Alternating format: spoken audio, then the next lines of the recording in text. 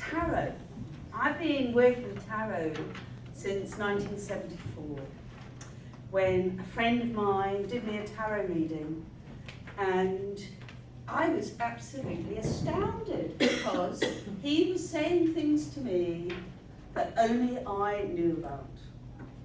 He had no idea, and yet here he was telling me all these things and what was going to happen. And so I decided that I needed to get more involved with this.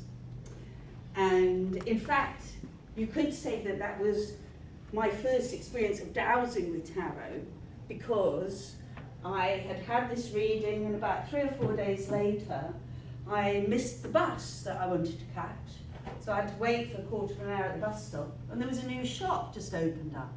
Now, 1974, there wasn't a lot of new agey stuff about at all. But there was this shop which had all sorts of interesting crystals and bits and pieces, and I thought, well, I'll go in and have a look. And I looked around and I thought, oh, what's that there? And it was a box. And I opened the box, and it was tarot cards, and the card on top was the sun.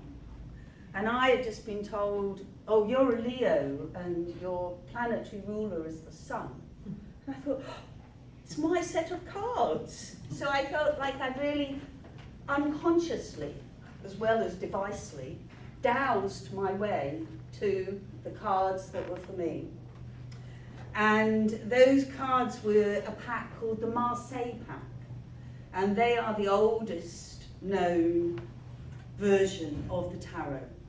And in fact, if you go to France, they play cards with tarot cards, which are based on the Marseille pack, and which are thought to originate around the 1400s in Marseille, in France, where the Egyptians, stroke gypsies, nomadic wanderers had bought this idea of a pack of cards. So I then have worked with the tarot ever since, doing lots and lots and lots of readings.